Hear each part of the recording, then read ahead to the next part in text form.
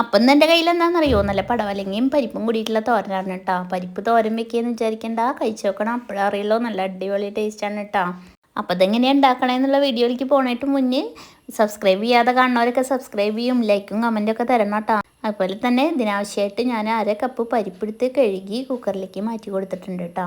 എന്നിട്ട് കുറച്ച് വെള്ളം ഒഴിക്കുക, വളരെ കുറച്ച് വെള്ളം ഒഴിക്കുക. അതായത് പരിപ്പ് വേവാനായി മാത്രം, വെന്തുടയാൻ പാടില്ല കേട്ടോ.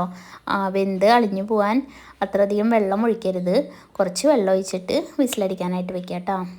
അപ്പോൾ 1 2 വിസിലടിക്കുക. അത് നമ്മുടെ കുക്കറിൻ്റെ പാകത്തിനനുസരിച്ച് നമ്മൾ കണക്കാക്കി അടിച്ചെടുക്കുക കേട്ടോ. അതായത് വെന്തളിയാൻ പാടില്ല, ഞാൻ വീണ്ടും പറയാണ്. പിന്നെ ഞാനൊരു പടവലങ്ങ എടുത്തിട്ട് അതിൻ്റെ മൊരിയൊക്കെ ഉരച്ച് കളഞ്ഞിട്ടുണ്ട് കേട്ടോ.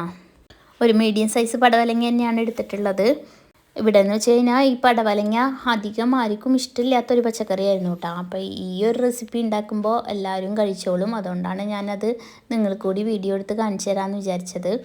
അപ്പോൾ ഞാനത് മുറിച്ച് അതിൻ്റെ ഉള്ളിലത്തെ അരിയൊക്കെ കളഞ്ഞിട്ട് നല്ല കുഞ്ഞിതാക്കി നുറുക്കിയെടുക്കുന്നുണ്ട്. പിന്നെ കനം കുറച്ചിട്ടാണ് അരിയണത്. അത് സ്ക്വയർ ഷേപ്പിൽ അരിയണമെങ്കിൽ അങ്ങനെ അരിയാം, അങ്ങനെയാണെങ്കിൽ നല്ല ഭംഗിയുണ്ടാവും തോരൻ കാണാനായിട്ട്. അല്ലെങ്കിൽ ഇങ്ങനെ അരിഞ്ഞെടുക്കാം കേട്ടോ. കനം കുറച്ച് അരിഞ്ഞാൽ പെട്ടെന്ന് വെന്ത് കിട്ടും. പടവലങ്ങയുടെ പല പല റെസിപ്പീസ് ട്രൈ ചെയ്ത് നോക്കിയിട്ടുണ്ടെങ്കിലും ഇവിടെ ഉള്ളവർക്ക് ഏറ്റവും ഇഷ്ടമുള്ള റെസിപ്പി ഇതാണ് കേട്ടോ. അപ്പം നിങ്ങളെല്ലാവരും ഇത് ട്രൈ ചെയ്ത് നോക്കണം. പണ്ടൊക്കെ നമ്മുടെ അമ്മമാർ നമ്മളോട് വീട്ടിൽ എന്താ ഉണ്ടാക്കണമെന്ന് വെച്ചാൽ അത് കഴിക്കണം, എന്തുണ്ടാക്കിയാലും അത് കഴിക്കണം എന്നാണല്ലോ പറയുക. ഇപ്പോൾ പക്ഷെ നമ്മൾ അങ്ങനെയല്ലല്ലോ. നമ്മുടെ കുട്ടികൾക്ക് ഇഷ്ടമില്ലാത്ത പച്ചക്കറികളൊക്കെ ഉണ്ടെങ്കിൽ നമ്മളത് അവർക്ക് ഇഷ്ടமான രീതിയിൽ മാറ്റി മറിച്ചൊക്കെ ഉണ്ടാക്കി കൊടുത്തിട്ട് അവരെ കൊണ്ട് കഴിപ്പിക്കുമല്ലോ. അപ്പോൾ അങ്ങനെ റെസിപ്പിയാണിത്. അപ്പോൾ ഞാൻ എന്താ പടവലങ്ങ മുഴുവനായിട്ട് ചെത്തിയെടുത്ത് വൃത്തിയാക്കി എടുത്തിട്ടുണ്ട്. പിന്നെ അതിലേക്ക് ആവശ്യത്തിന് ഉപ്പും പിന്നെ കുറച്ച് മഞ്ഞൾപ്പൊടിയും കൂടി ഇട്ടിട്ട് കുറച്ച് വെള്ളം ഒഴിക്കുക കേട്ടോ. അതും ഈ പടവലങ്ങ പെട്ടെന്ന് വെന്ത് കിട്ടും. ഒരു സ്വല്പം വെള്ളം മതി. അതും ഇട്ടിട്ട് നമ്മൾ വേവിച്ചെടുക്കുക കേട്ടോ. അപ്പോൾ കുറച്ച് വെള്ളം ആയതുകൊണ്ട് അടുക്കി പിടിക്കാതെ ശ്രദ്ധിച്ചിട്ട് വേണം വേവിക്കാനായിട്ട്. അപ്പം നമ്മൾ തോരനിലേക്ക് ആവശ്യമുള്ള മഞ്ഞൾപ്പൊടി മുഴുവനും നമ്മൾ ഇപ്പോൾ ഇട്ടു കേട്ടോ. ഇനി നമ്മൾ മഞ്ഞൾപ്പൊടി ചേർക്കണില്ല. അതുപോലെ തന്നെ ഈ പടവലങ്ങയിലേക്കുള്ള ഉപ്പാണ് ഞാൻ ഇപ്പോൾ ഇട്ടിട്ടുള്ളൂ കേട്ടോ. ഒരുമിച്ച് തന്നെ ഇട്ട് കൊടുത്താൽ അത് ഉപ്പ് അധികമാവും പടവലങ്ങ കഷ്ണത്തിൽ കേട്ടോ. അത് ശ്രദ്ധിക്കണേ. പിന്നെ ഒരു മുറി നാളികേരം എടുത്തിട്ട് അതിൽ കുറച്ച് ജീരകം, 2 അല്ലി വെളുത്തുള്ളി ഇട്ട് കൊടുക്കുക. പിന്നെ 2 പച്ചമുളകും അതുപോലെ തന്നെ കുറച്ചധികം ചുവന്നുള്ളി ഇട്ട് കൊടുക്കുക കേട്ടോ. ഒരു 7-8 പീസ് ഇട്ട് കൊടുക്കാം. എന്നിട്ട് നമുക്കത് ഒരു മിക്സിയുടെ ജാറിലേക്ക് ഇട്ട് കൊടുത്തിട്ട് ജസ്റ്റ് ഒന്ന് ചതച്ചെടുക്കാം കേട്ടോ. അതേ ഇതുപോലെ ചതച്ചെടുത്താൽ മതി, നല്ലപോലെ അരയരുത്. നമ്മൾ അവിയലിനൊക്കെ ഒന്ന് ചതച്ചെടുക്കില്ലേ, അതുപോലെ ചതച്ചെടുക്കുക. അപ്പോഴത്തേക്കും പരിപ്പ് വെന്തിട്ടുണ്ട്. ഈ ഒരു വേവ് ആവശ്യമുള്ളൂ കേട്ടോ, അധികം വെന്തുടയരുത്. പിന്നെ വറുത്തിടാനായിട്ട് ഒരു ചീൻചട്ടി അടുപ്പത്ത് വെച്ചിട്ട് അതിലേക്ക് വെളിച്ചെണ്ണ ഒഴിച്ചിട്ട് കുറച്ച് ഉഴുന്നുപരിപ്പും കുറച്ച് കടുക് ഇട്ട് കൊടുക്കുക കേട്ടോ. അത് രണ്ടും പൊട്ടി വരുമ്പോൾ നമുക്ക് ഒരു 1/2 ടീസ്പൂൺ മുളക് പൊടി അതിലേക്ക് ഇട്ട് കൊടുക്കാം.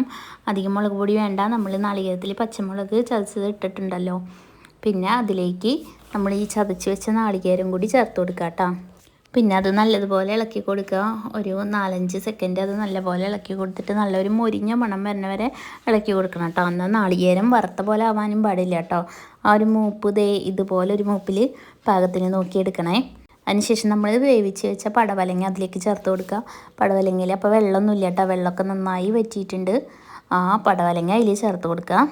പിന്നെ ഒന്ന് ഇളക്കി മിക്സ് ചെയ്തതിന് ശേഷം നമുക്ക് നേരത്തെ വേവിച്ച് വെച്ച പരിപ്പുണ്ടല്ലോ, ആ പരിപ്പ് അതിലേക്ക് ചേർത്ത് കൊടുക്കാം. പരിപ്പിനും വെള്ളം അധികമില്ല, അതുപോലെ തന്നെ വെന്ത് കുഴഞ്ഞ് ഒട്ടിയിട്ടില്ല കേട്ടോ.